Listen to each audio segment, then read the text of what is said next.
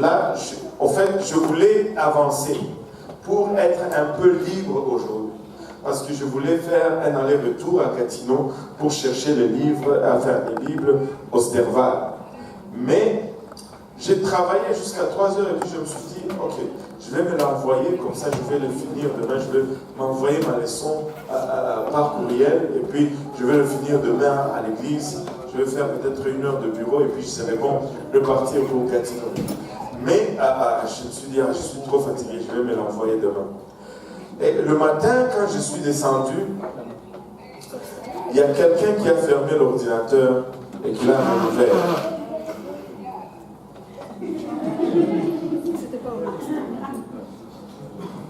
Et c'est pas moi. Bon, je ne blâme pas les enfants, mais j'ai fait une erreur terrible, en fait.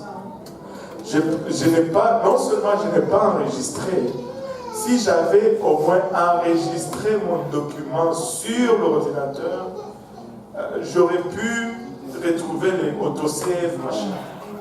Mais je crois que j'ai juste ouvert l'attachement dans le courriel et j'ai commencé à travailler dans l'attachement dans le courriel sans le sauver sur mon ordinateur.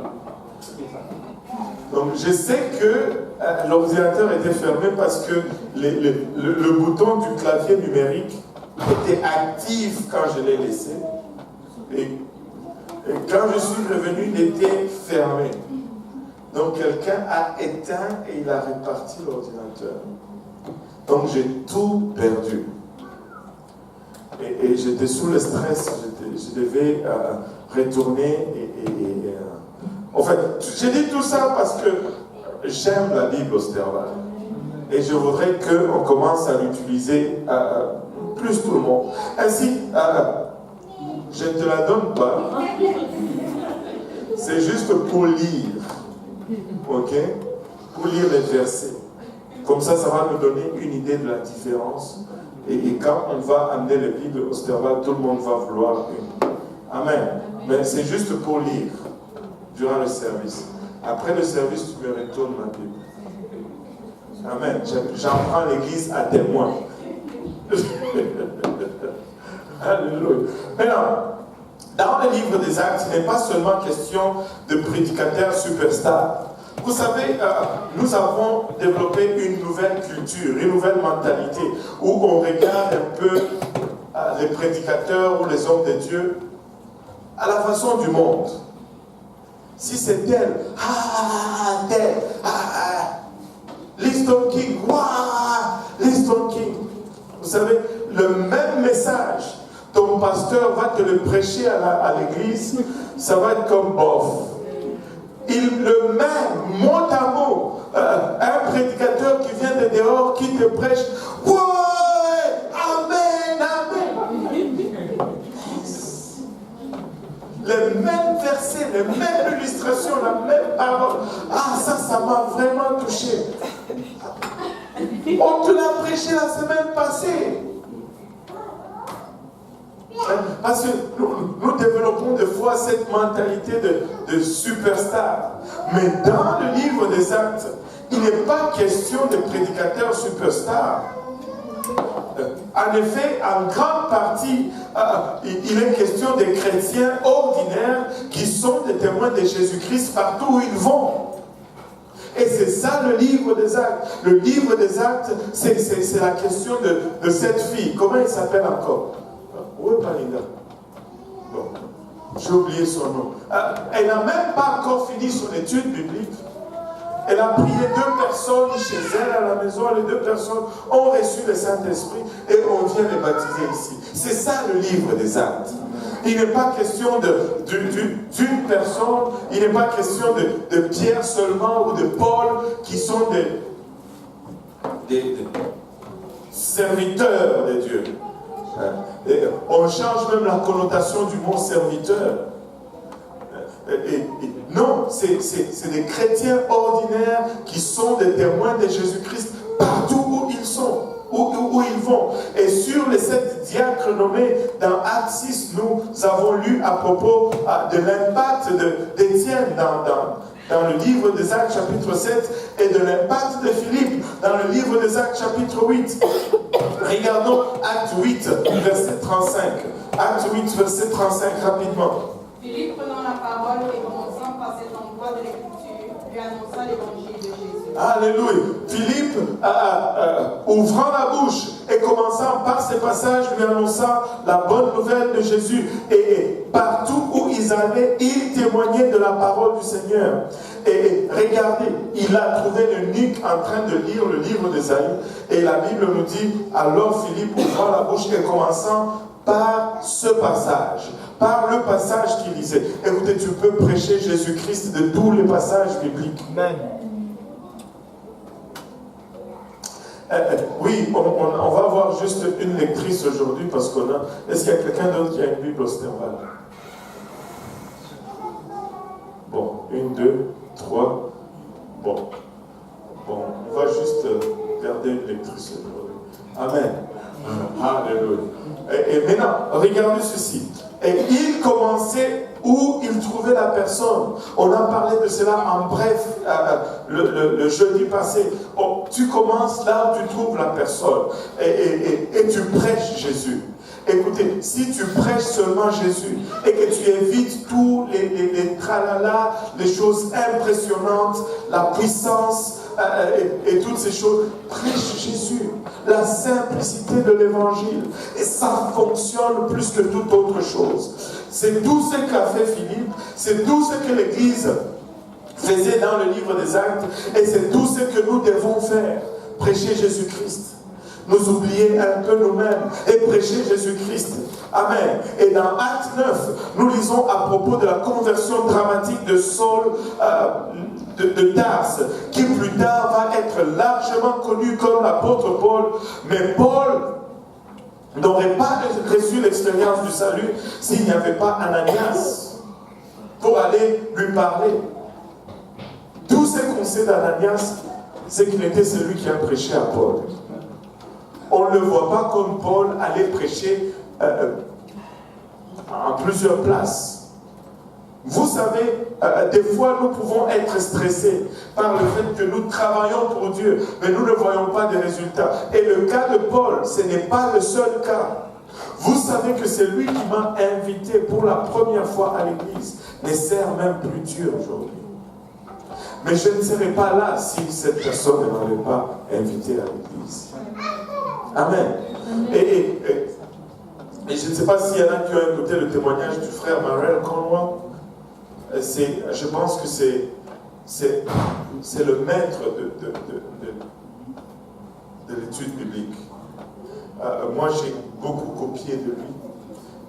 Au fait, il est tellement bon dans les études bibliques qu'il est un de ceux qui ont composé Explorons la parole de Dieu.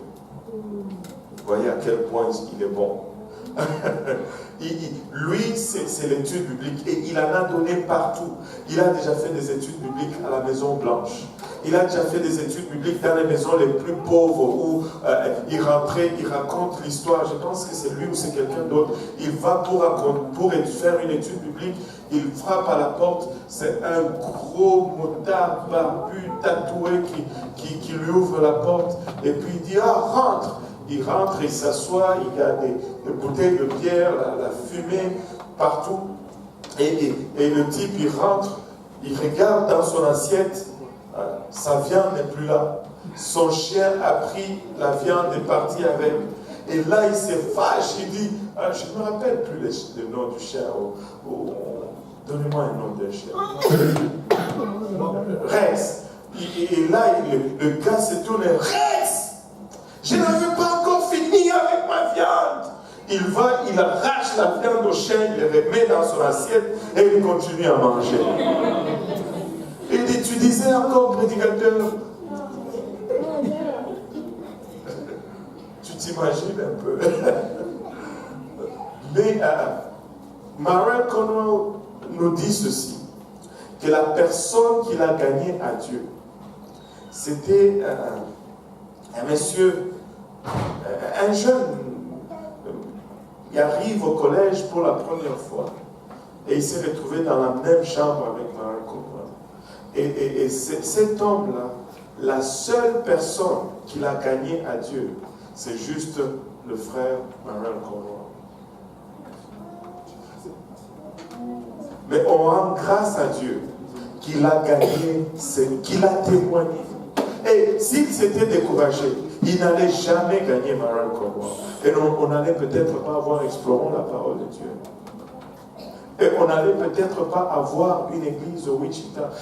Maran Conroy a fait des études bibliques partout. Mais à la base de lui, il y a une personne qui a gagné juste une âme au Seigneur.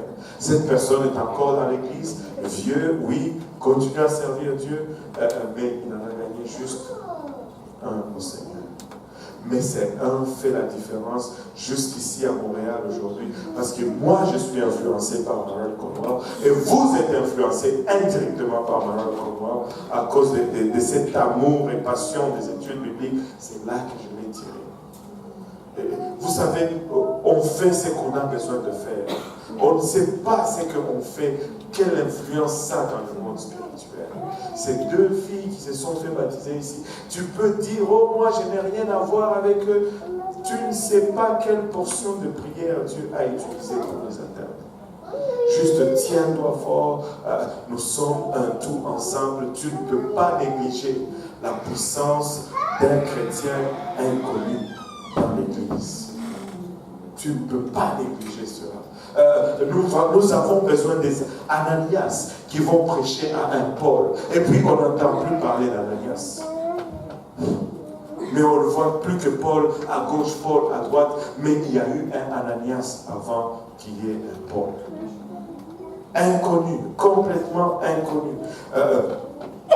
Et si ce n'était pas de Barnabas, on n'allait peut-être pas accepter Paul à l'église de Jérusalem. Parce que lorsqu'il est arrivé à Jérusalem, tout le monde ne voulait pas se tenir de lui, auprès de lui, parce qu'il était un persécuteur, il était un pécheur, il a fait beaucoup de mal à l'église, et personne ne voulait se tenir, personne ne voulait l'accepter. Si ce n'est le témoignage de Barnabas qui s'est tenu, il dit, vous pouvez l'accepter. Le Seigneur l'a touché, et vu l'influence de Barnabas, Paul a été accepté.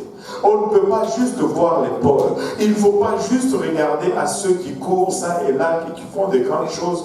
Nous les aimons, mais nous ne pouvons pas négliger la force des chrétiens inconnus dans la Bible et dans l'Église.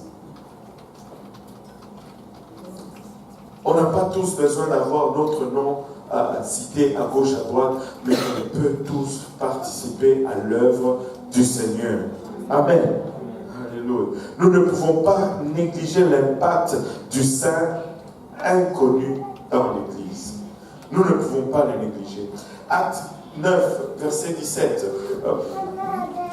Ananias sortit donc et étant entré dans la maison, il posa les mains à Saul et lui dit, Saul mon frère, le Seigneur Jésus qui t'est apparu dans le chemin par où tu venais, m'a envoyé pour que tu recouvres la vue et que tu sois rempli du Saint-Esprit. Alléluia. Il est sorti et il est allé. Ce n'était pas une réunion publique, c'était dans une maison privée. Ce n'était pas dans un service où il y avait 3000 hommes comme Pierre prêchait, mais c'était juste dans une maison inconnue sur une rue appelée la droite, et il est allé là-bas et il a prié pour Paul. Mais quelle différence cela a fait pour la suite de l'Église. Amen. Nous ne pouvons pas négliger le moment que nous sortons et nous allons rendre ministère dans une petite chambre quelque part, à l'insu de tout le monde. Mais Dieu est là. Et qui sait si c'est un Paul qui va sortir.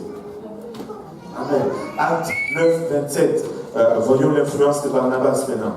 Alors Barnabas le prit et le mena aux apôtres. Il leur raconta comment le Seigneur lui était apparu sur le chemin et lui avait parlé. Et comment il avait parlé ouvertement à Damas au nom de Jésus. Et c'est suite à ce témoignage que Paul a commencé à être accepté dans l'église de Jérusalem. C'est comme si Paul venait ici et que tout le monde se disait, ah, toi on te connaît, tu as fait tellement de gaffes. Écoutez, on peut rencontrer des gens qui ont causé tellement de troubles dans l'église. On peut rencontrer des gens qui ont parlé tellement mal de l'église. Peut-être que certains d'entre nous font partie de cette catégorie. Mais laissez-moi vous dire, ce sont peut-être de Paul que Dieu est en train de préparer. De Paul ou de Paulette. Ou de Pauline. Que Dieu est en train de préparer pour l'Église. Nous ne devons rien négliger. Nous ne devons rien rejeter. Nous ne devons rejeter personne. Amen. Alléluia. Paul est devenu essentiellement le personnage principal pour le reste du livre des Actes. Mais avant d'aller à Paul, nous devons revisiter encore Pierre. Que tout le monde dise Pierre. Pierre. Alléluia. Nous devons encore le revisiter pour un moment. Bien qu'il ne soit pas aussi prééminent comme Paul, quand on regarde le livre des Actes, s'il vous plaît, notez que le ministère de Pierre est associé à toutes les grandes transitions dans le livre des Actes. Tous les grands changements, tous les grands départs ont été l'œuvre ou le produit du ministère de Pierre. Pourquoi cela? C'est parce que c'est à lui que Dieu a donné la clé, et alors qu'il utilise cette clé pour atteindre les Juifs dans le livre des Actes chapitre 2, les Samaritains dans le livre des Actes chapitre 8 et les Gentils dans le livre des Actes chapitre 10, ce sont des grands moments de transition pour l'Église. Amen. Acte 9, 32 à 35. Lisons un peu ceci. Il arriva, comme Pierre les visitait tous, qu'il descendit aussi vers les saints qui demeuraient à Lydda. Et il y trouva un homme nommé Aîné, couché sur un lit depuis 8 ans et paralytique. Et Pierre lui dit, Aîné, Jésus le Christ de Dieu, lève-toi et arrange ton lit. Et aussitôt il se leva. Et tous ceux qui demeuraient à Lydda et à Saron le virent et se convertirent au Seigneur. Wow!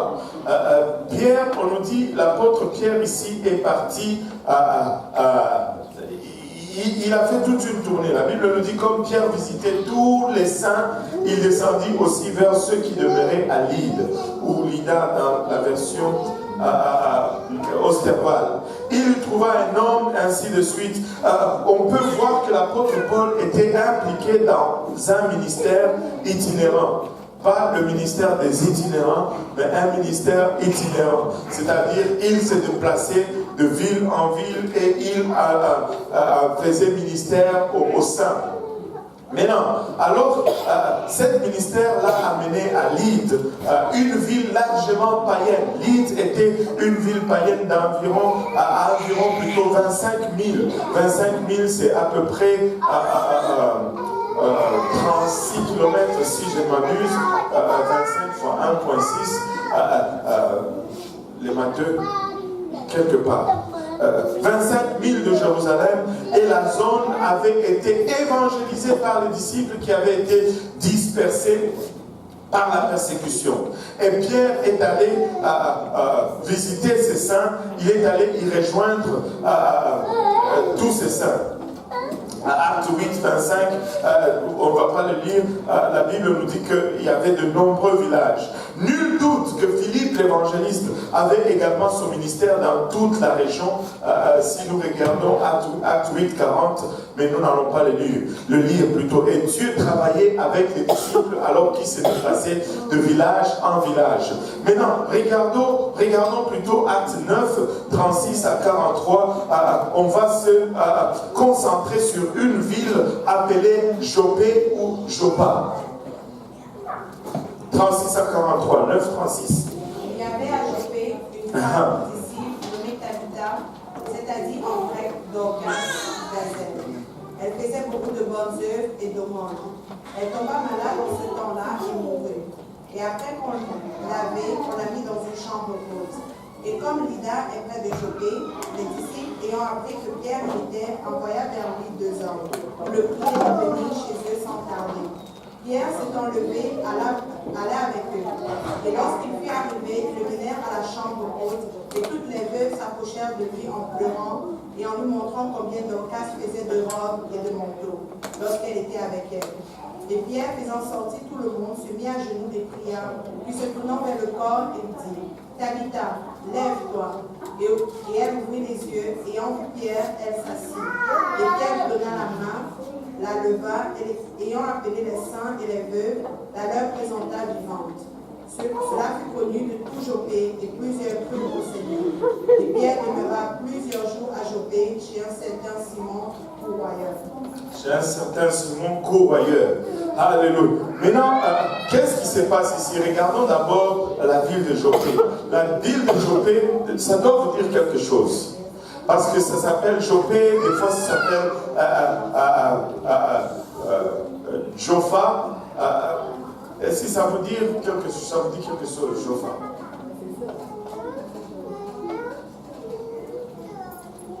Et comment? Vous devez le savoir.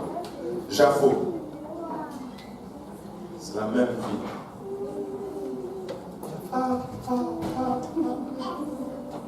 Quelqu'un doit me trouver ça. Étudiant de Purpose Institute, gradué, diplômé. Je vais retirer le diplôme aujourd'hui. Hey, come on. Il y a eu un homme qui fouillait l'appel de Dieu. Il est descendu jusqu'à Joppa et de là, il a pris un bateau. Jonas! Come on, guys! Jaffo, Joppé. Comment vous me regardez comme si j'ai donné une formule mathématique compliquée? C'est la même vie. C'est la vie. Hein? Ouais, mais regarde.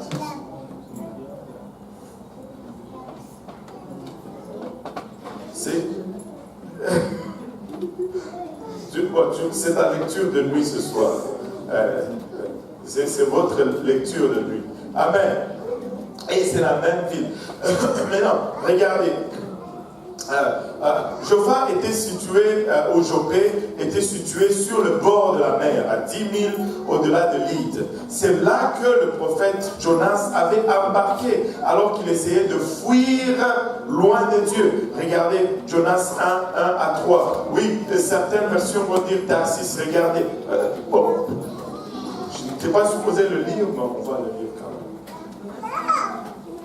Jonas 1, 1 à 3. La parole de l'Éternel fut adressée à Jonas, fils d'Amitai, en ces mots. Lève-toi, va à Ninive, la grande ville, et crie contre elle, car leur méchanceté est montée jusqu'à moi. Mais Jonas se leva pour s'enfuir à Tarsis, de devant la face de l'Éternel. Il descendit à Jaffo, et il trouva un navire qui allait à Tarsis. Il paya son passage et y entra pour aller avec lui à Tarsis, de devant la face de l'Éternel. Il est descendu à Jaffo pour prendre le navire. Jaffo, c'est la même ville que Joppé. Maintenant, Jonas est allé à Joppé, à Jaffo, pour éviter d'aller vers le païen.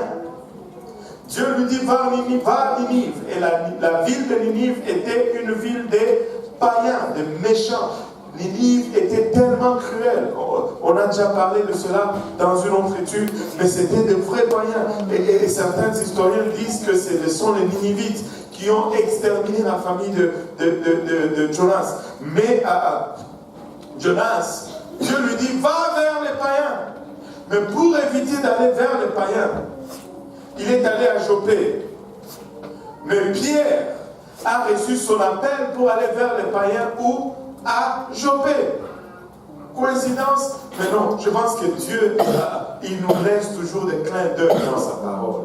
Parce que Jonas avait désobéi à Dieu, le Seigneur avait envoyé une tempête qui a poussé le marin païen à craindre.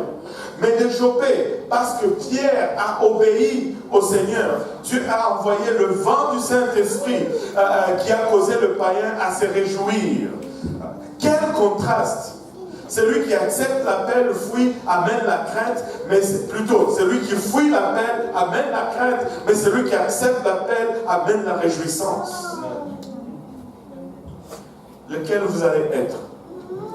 Jonas ou Pierre?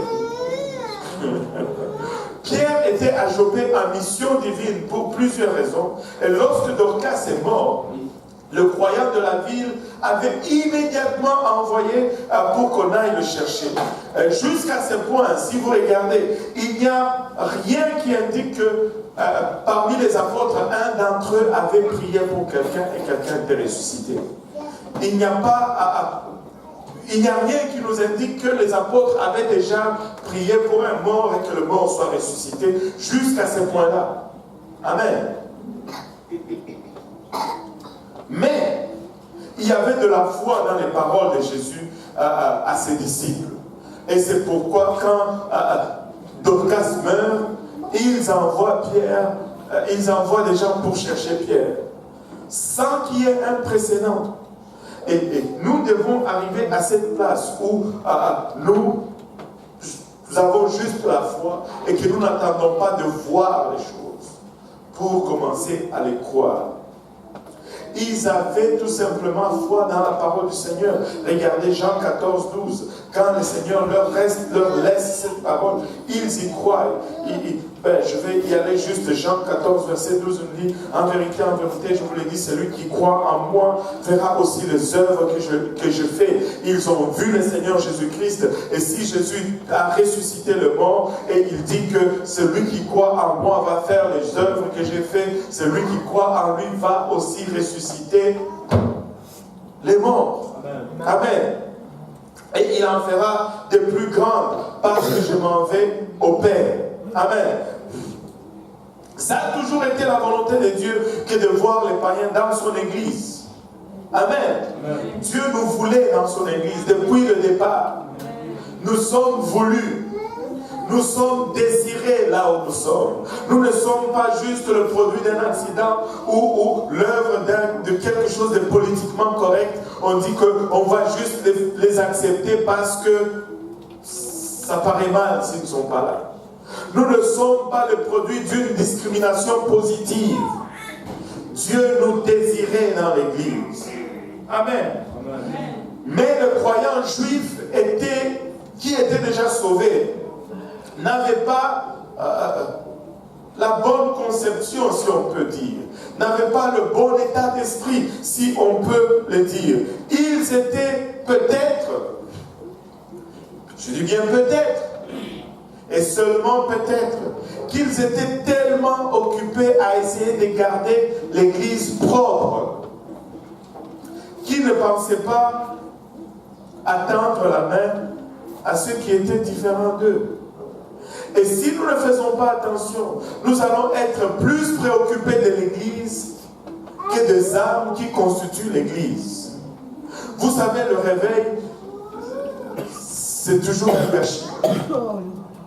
Il y a plein de gens qui viennent, et chacun vient des origines différentes.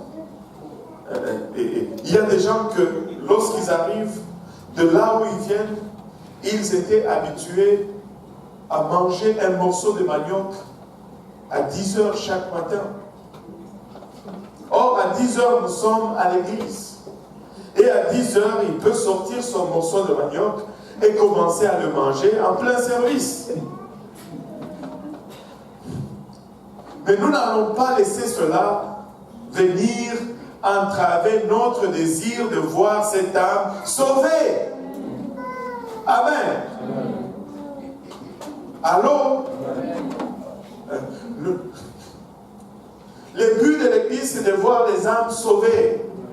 Écoutez, je ne veux pas dire que je suis content quand je viens et que je trouve des saletés dans le sous-sol. Je ne veux pas dire que ça me fait plaisir quand je viens et qu'il y a n'importe quoi sur le plancher. Mais si c'est ça que ça prend pour que cette Église grandisse bien, ben, je suis prêt à l'encaisser.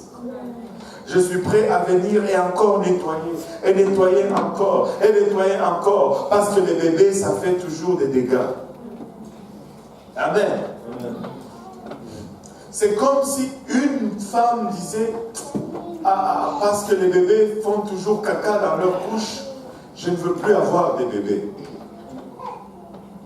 Sœur Solange. Maman Alice. Non. Mais non. Ça fait caca dans les couches, mais on veut les bébés. On va nettoyer le caca. On veut les bébés. Amen. Nous ne devons pas laisser ce qui vient avec le réveil être le sujet de perdre le réveil. Nous voulons le réveil à tout prix. Nous voulons les âmes à tout prix. Nous allons prendre le temps pour les éduquer, pour les enseigner. Mais nous voulons ces âmes dans la maison de Dieu. Amen. Alléluia. Regardez. Ça ne dérange pas Dieu de déranger leur église un peu confortable. Ils étaient trop confortables et Dieu a commencé à les déranger un peu. Regardez Proverbe 14, verset 4. Proverbe 14, 4. Ça m'a fait rire quand je lisais ce proverbe. Vraiment.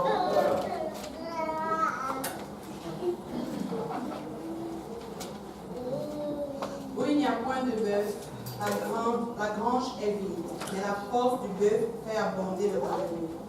Wow. Où il n'y a pas de bœuf, la crèche ou la grange est vide.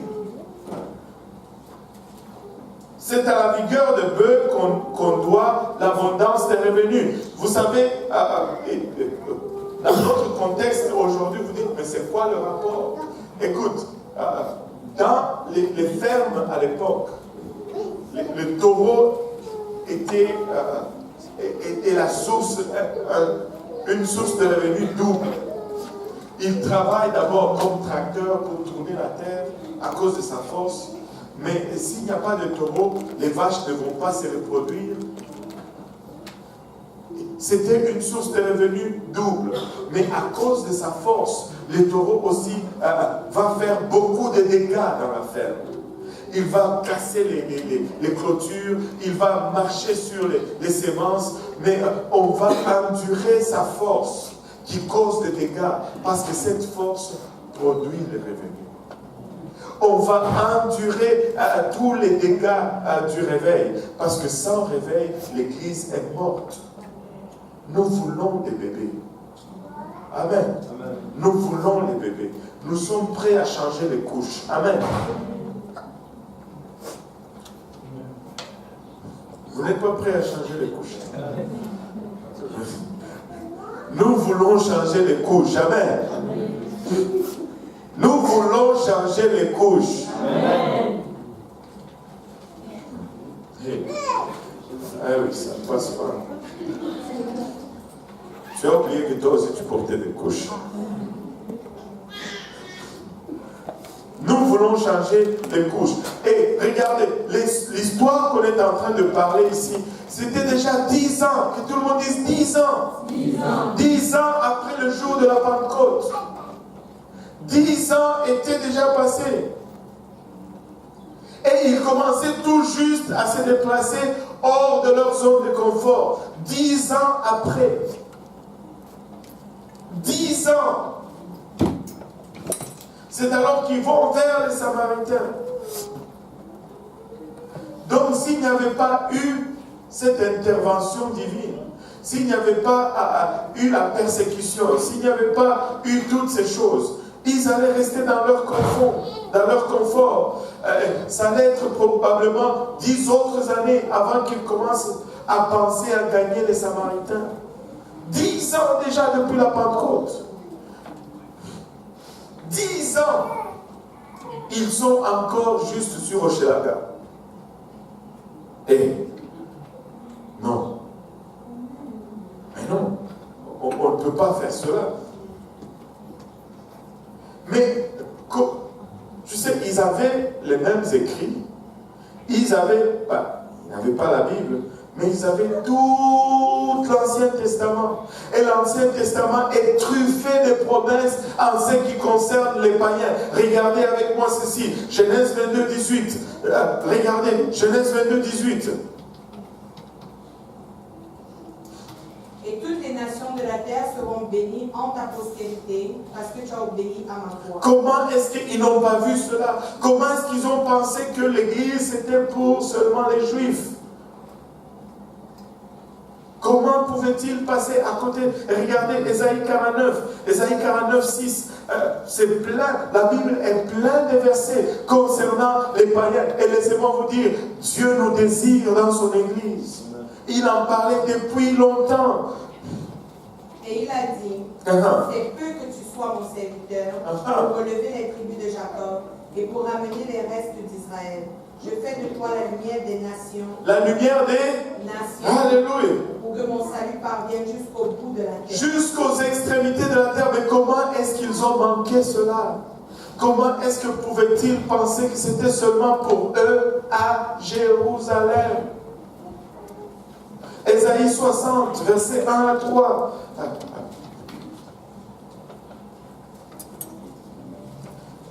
Ésaïe 60, 1 à 3. Lève-toi, sois illuminé, car ta lumière est venue, et la gloire de l'Éternel s'est levée sur toi. Et la gloire de l'Éternel s'est levée sur toi. Car voici, les ténèbres couvriront la terre, et l'obscurité couvrira les peuples, mais sur toi se lèvera l'Éternel, et sur toi paraîtra sa gloire. Et les nations marcheront à ta lumière. Les nations marcheront à ta lumière.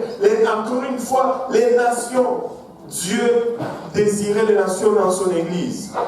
Et de quoi? À la clarté de tes rayons. Alléluia. Regardez, une dernière, Malachie 1, verset 11.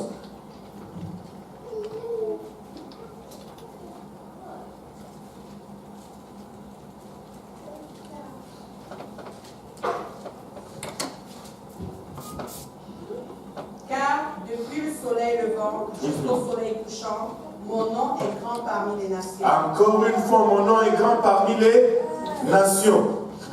Et en tout lieu, on brûle de l'encens, et une offrande pure est offerte à mon nom. Car mon nom est grand parmi les nations, a dit l'Éternel des armées. Waouh! Dieu est intéressé par les nations. Dieu nous désirait depuis. Nous ne sommes pas là comme un produit d'un accident. Mais comment est-ce possible que l'Église n'ait pas vu ses promesses dans la parole de Dieu? On ne peut pas dire que c'est le Nouveau Testament qu'il n'avait pas encore. Non, c'est l'Ancien Testament. Mais ils l'ont manqué. Ils l'ont manqué.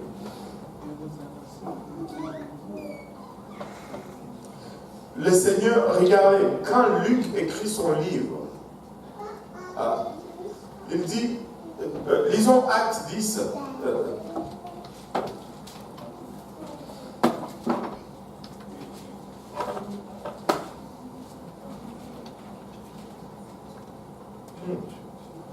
pense que j'ai... lis-moi le verset 1 et 2. Il y avait à Césarée un homme nommé Corneille, centurion de la cohorte. Non. Donne-moi d'abord Acte 1 et 2. J'ai fait mon premier livre, ô Théophile, sur toutes les choses que Jésus a faites et enseignées depuis le commencement. Jusqu'au jour où il fut élevé dans le ciel, après avoir donné ses ordres par le Saint-Esprit aux apôtres qu'il avait choisis. Là, Jésus Luc nous dit ceci, je te donne le récit de tout ce que Jésus a commencé à faire. Et tout ce qu'il va continuer à faire, mais je t'avais conté l'histoire jusqu'à ce qu'il a été enlevé aux yeux de ses apôtres qu'il a choisis. Là, il nous parle du livre de Luc. Et le livre des Actes est la continuation maintenant de ce que les apôtres vont continuer de faire par la suite. Il dit jusqu'au jour où il fut enlevé au ciel, après d'avoir donné ses ordres par le Saint-Esprit aux apôtres qu'il avait choisis. Maintenant, c'était quoi l'ordre qu'il a donné? Il a donné Acte 1:8, tu peux nous lire le verset 8? Mais vous recevrez la puissance du Saint-Esprit, viendra sur vous. Ah oui. Et vous me servirez de témoin. Et vous me servirez du témoin. Tant à Jérusalem. Que dans toute la Judée. Dans toute la Judée. Et la Samarie. Et jusqu'aux extrémités. Jusqu'aux extrémités de la terre. À Jérusalem, aux Juifs. La Judée, aux Juifs. La Samarie, moitié juif. Aux extrémités de la terre. Les païens. Les païens. Amen. Pendant 10 ans, ils se sont cantonnés à Jérusalem. 10 ans. Et c'est vers la 10e année qu'ils commencent à aller en Samarie. 10 ans de temps. Mais pendant ce temps, qu'est-ce qui s'est passé? Il y avait un homme qui priait. Et cet homme s'appelait Corneille. Pendant 10 ans, Corneille priait. Les apôtres étaient à Jérusalem. Alors que Jésus donnait la promesse du Saint-Esprit, Corneille priait. Alors que les disciples regardaient le Seigneur monter au ciel, Corneille priait. Alors que les 11 étaient en train de choisir Matthias pour prendre la place de Judas, Corneille priait. Alors que les croyants attendaient ensemble dans la chambre haute, Corneille priait. Écoutez, la prière, c'est puissant. Et la prière ne meurt jamais. Alléluia. Alors que le Saint-Esprit était versé et que tous parlaient en d'autres langues, Corneille, alléluia. Alors que Pierre prêchait son premier sermon le jour de la Pentecôte, Corneille priait. Alors que 3000 hommes étaient ajoutés à l'église et baptisés au nom de Jésus, Corneille priait. Alléluia. Alors que l'homme boiteux sautait et dansait dans le temple, Corneille priait. Alors que Pierre et Jean défendaient leur cause devant le Sanhédrin, Corneille priait. Alors qu'Ananias et Saphira mentaient au Saint-Esprit, Corneille priait. Alors que les apôtres étaient persécutés, arrêtés, emprisonnés et battus, Corneille priait. Alors que l'endroit où l'église s'était rassemblée pour la prière était secoué, Corneille priait. Alléluia. Alors que 7 diacres étaient nommés et qu'ils ont commencé à servir à l'église, Corneille priait. Oh, et alors qu'Étienne prêchait à son sermon, le sermon le plus long dans le livre des Actes, et qu'il se faisait lapider pour cela, Corneille, il priait.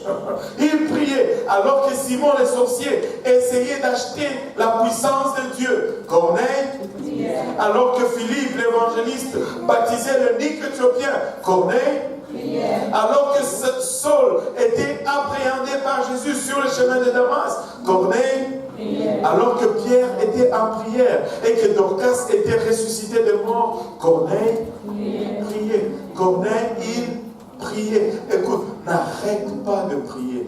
Peu importe ce qui arrive, continue de prier. Persiste dans la prière. Et si Dieu n'a pas encore dit non à ta réponse, comme le frère McNair nous a dit, continue de prier. Si Dieu n'a pas dit non, continue de prier. Si Dieu n'a pas dit non, continue de prier. Continue de prier et continue de prier. De bonnes choses arrivent. Continue de prier. Les lieux où ils étaient rassemblés tremblent. Continue de prier. Il y a des menteurs qui viennent mentir au Saint-Esprit. Toi, tu continues de prier. Peu importe ce qui arrive, de bien ou de mal, tu continues de prier. Il y a plein de choses qui arrivent. Mais cela ne discrédite pas Dieu. Cela ne discrédite pas l'église de Dieu. Écoutez, il y a tellement de pires choses qui se sont passées dans cette église primitive que si nous étions là, nous n'aurions jamais vouloir aller dans cette église. L'église de Corinthe, c'était grave. La débauche était telle que les fils prenaient les femmes de leur père. Mais c'était là l'église. C'est à cette église que Paul écrit. Et il parle de leur enseigner de dons de l'esprit. Moi, je suis sûr que si nous on était là, on allait disqualifier l'église de Corinthe. On n'allait pas aller dans cette église. Mais la doctrine était prêché. Malgré tout ce qui s'y passait, laissez-moi parler un moment à ceux qui sont prédicateurs. Malgré tous ces problèmes, malgré tous ces litiges, la concentration ou le point focal de la chair n'était pas ces problèmes. Le point de concentration de la chair, c'était l'évangile de Jésus-Christ. Et ils ont continué à prêcher l'évangile et l'église s'est relevée. Écoutez, nous avons été rachetés par l'évangile, nous allons être maintenus par l'évangile et nous allons y arriver par l'évangile. Et si tu regardes partout Israël, ils prêchaient l'évangile. La concentration de la chair n'était pas qui a molesté qui a tapé qui a violé qui a fait quoi. La concentration de la chair était encore l'évangile de Jésus-Christ. Peu importe ce qui se passe, tu continues de prier. Continue de prier. Corneille n'a pas arrêté de prier jusqu'à ce qu'il a eu sa réponse. Regardons Acte 10. Il y avait à Césarée un homme nommé Corneille, centurion de la parole appelé Italie. Il était religieux et craignant Dieu, lui et toute sa famille, faisant aussi beaucoup de monde au peuple et priant Dieu continuellement. Et regardez, quand Dieu a voulu se choisir un païen, il n'a pas juste choisi un païen, il est allé chercher un Romain. Tu dis, mais pasteur, c'est quoi Romain? Parce que Rome, c'était la civilisation qui primait à ce temps-là. Rome était l'emblème même de la décadence. Le soldat romain était réputé le plus dur de leur époque. Et leur mission était de conquérir le monde. Non seulement il est allé chercher un Romain, mais il est allé chercher un soldat romain. Donc, parmi les plus durs, il est allé chercher dans la classe la plus dure. Amen. C'est comme si aujourd'hui, il vient, au lieu de chercher, il veut sauver, changer le monde, il ne va pas chercher un Canadien. Les Canadiens sont regardés comme des pacifistes. Il va chercher un Américain, mais non seulement un Américain, mais un soldat américain. Et non seulement un soldat américain, un Navy SEAL américain. Et il dit, c'est avec lui que je commence. Le plus improbable à le servir. Oui, verset 3. Il vit clairement dans une vision, environ la 9e heure du jour, un ange de Dieu qui entra chez lui et lui dit, Corneille, ayant les yeux attachés sur l'ange et tout effrayé, il dit, qu'y a-t-il, Seigneur? Waouh! Regardez, ce type a prié au point où l'ange est venu. Écoutez, ça lui a pris 10 ans de prière. Des fois, nous nous disons, Corneille est allé juste dans sa chambre après son travail, et puis il a commencé à prier, puis l'ange est venu. Non! Nous pouvons le lire peut-être dans 10 minutes, mais ça n'a pas pris 10 minutes avant qu'il ne voie l'ange. 10 ans qu'il priait. Ça fait seulement 2 ans que tu es dans l'église.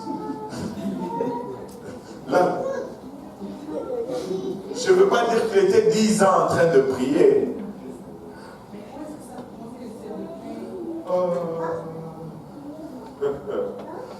De Acte 1 à Acte 10, il y a 10 ans. Tout le livre des Actes, c'est 60 ans de temps. Juste Paul, quand il est converti, jusqu'à ce qu'il commence à prêcher, il le dit lui-même. 7 ans, mais il a fait 7 ans, c'était sa première tentative. Il est ressorti encore. Et pour qu'il commence à être l'apôtre Paul, ça a pris 12 ans. Le livre des Actes, c'est 60 ans au moins d'histoire. Dans 28 chapitres. Alors, nous, et ça nous induit souvent en erreur, parce que nous pensons que tous les miracles qui sont arrivés là, sont arrivés dans 6 mois. Non! C'est pas dans 6 mois. Oui.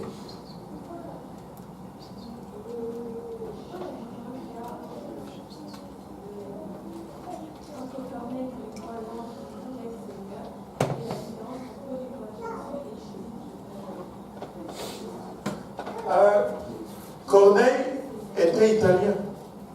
Il n'était pas juif. Corneille était un polythéiste. Il était romain, Corneille. Il n'avait pas le même arrière-plan que Paul. Paul était non seulement un juif, mais un pharisien. Donc les plus têtus des juifs. Donc le Seigneur, du côté des païens, il est allé chercher le plus dur, mais du côté des juifs, il est allé aussi chercher le plus dur. Et donc, qu'est-ce que je veux dire? Paul, quand il dit Dieu, il ne voit qu'un dans sa tête, au fait. Et c'est pourquoi il persécute les chrétiens, parce que les chrétiens sont en train de lui dire Jésus c'est Dieu. Or, lui, il connaît que Dieu c'est seulement Jéhovah. Faire de Jésus un autre Dieu, c'est blasphème. Et c'est là la différence entre Corneille et Saul. Mais non, il a vu un ange, Corneille. Un ange est venu chez lui. Ok, ne soyez pas jaloux de Corneille. Même si vous ne les voyez pas, ils viennent aussi chez vous, les anges, de temps en temps. Amen. Waouh, le temps passe. On va essayer de conclure ça quelque part, mais on ne va pas finir. Continuez un peu. Et ayant les yeux attachés sur l'ange et tout effrayé, il dit, qu'y a-t-il, Seigneur? Et l'ange lui dit, tes prières et tes aumônes sont montées en mémoire devant Dieu. Waouh! Tes prières et tes aumônes sont montées en mémoire devant Dieu. Écoutez, des fois nous prions, nous avons l'impression que nos prières ne passent même pas le plafond. Nous commençons même à pleurer.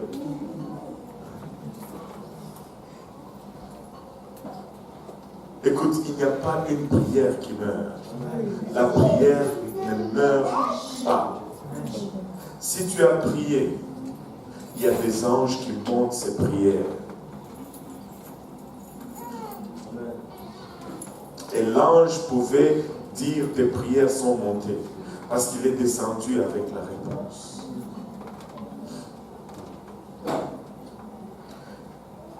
Et il s'en est souvenu. Oui. Verset 5. Envoie donc présentement les gens à Joppé et fais venir Simon, qui est surnommé Pierre. Il est logé chez un certain Simon, corroyeur, qui a sa maison près de la mer. C'est lui qui te dira ce qu'il faut que tu fasses. Voilà, tu sais, dans la version seconde, reviens un peu au verset 6. Relis toute la version, relis encore le verset 6, et on va voir que dans la version seconde, il manque quelque chose. Il est logé chez un certain Simon, corroyeur, qui a sa maison près de la mer. C'est lui qui te dira ce qu'il faut que tu fasses. Celui qui te dira ce qu'il faut que tu fasses a été oublié dans la version seconde.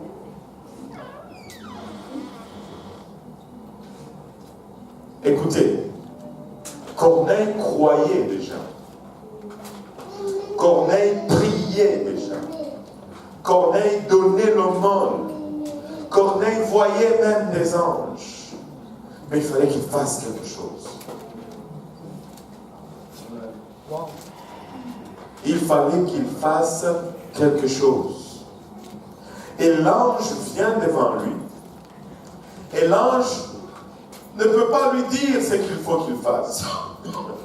Mais l'ange lui dit, envoie quelqu'un chercher Pierre. Et c'est Pierre qui va venir te dire ce qu'il faut que tu fasses. Maintenant, je vais vous laisser sur une question.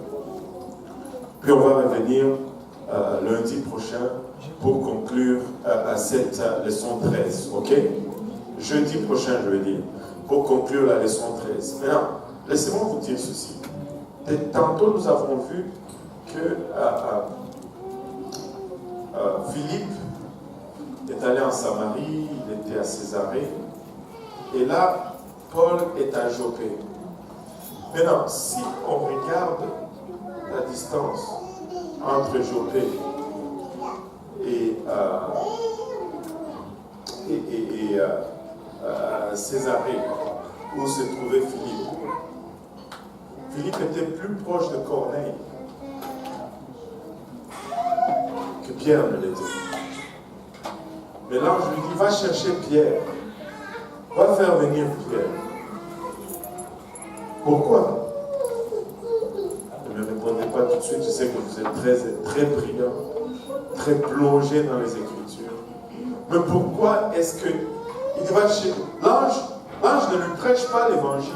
Remarquez que l'ange ne lui prêche pas l'évangile, parce que l'ange ne va jamais prêcher l'évangile. Mais il va chercher un homme. Il y en a plusieurs qui disent, ah, moi je veux croire seulement quand Dieu va me le dire lui-même. Excuse-moi, il est en train de te le dire lui-même. Mais il lui dit, va chercher Pierre. Je sais que vous connaissez la réponse, il faut juste fouiller un peu, mais j'avais juste le goût de vous donner un devoir. Amen. Alléluia. Mais nous ne pouvons pas négliger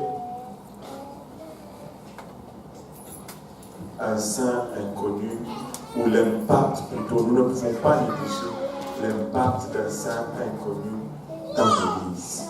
Regarde ton voisin, dis-lui, tu es important. Dis-lui, tu comptes. Et Dieu te désire dans l'Église. Dieu te désire dans l'Église. On va se lever tous ensemble. Le temps est déjà avancé à cause des finances. Mais je ne voulais pas juste faire les finances parce que c'est trop plate. Alléluia. Alléluia. Nous allons battre nos mains pour le Seigneur. Nous allons lever nos mains.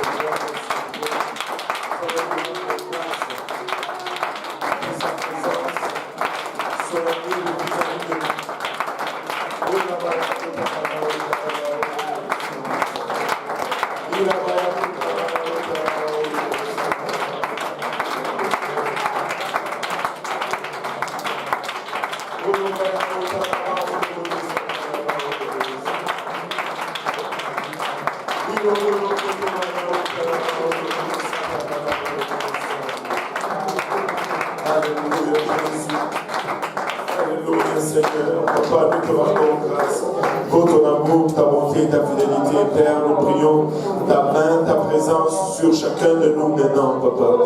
Couvre-nous, Seigneur, au moyen de ton sang précieux. Préserve-nous de tout danger, Papa.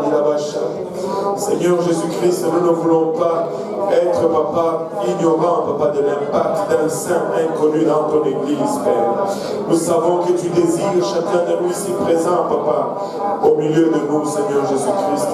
Nous prions, Papa, que tu nous remplisses de compassion, d'amour, Seigneur, de considération, Papa, de condescendance, afin que nous puissions vraiment être ton corps, Seigneur, et qu'ensemble, agencés, Papa, nous puissions former un tout efficace pour l'avancement de ton royaume dans notre vie et partout à travers le monde, Seigneur.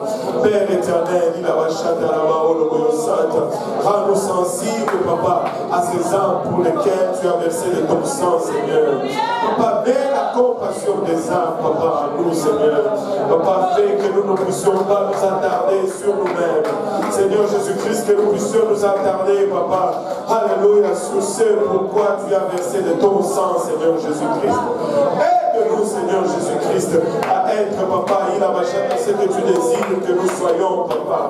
Aide-nous, Seigneur Jésus-Christ, à être bénin, à être accueillant, Seigneur. Papa, à démontrer ton amour, ton attention, Seigneur. Car nous désirons, Papa, être ce que tu as conçu que nous soyons, Seigneur. Pas pour un temps comme celui-ci, Seigneur, réalisant que nous ne reste pas beaucoup de temps, Seigneur Jésus. Aide-nous à être à notre maximum, Seigneur Jésus-Christ.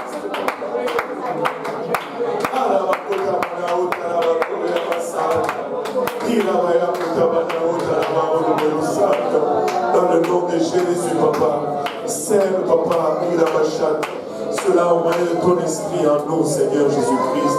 Au nom de Jésus, au nom de Jésus, au nom de Jésus, Papa. Garde-nous sur le chemin de retour, Papa. jusqu'à ce que nous allons nous retrouver encore ensemble, Seigneur. Garde chacun de nous ici présents, dans le nom précieux de Jésus. Nous disons tous au nom de Jésus. Alléluia. Votre nom est la paix.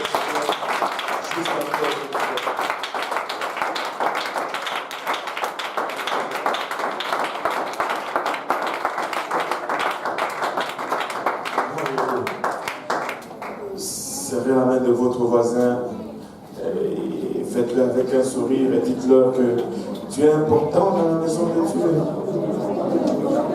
Et que tu as de l'impact dans la maison de Dieu.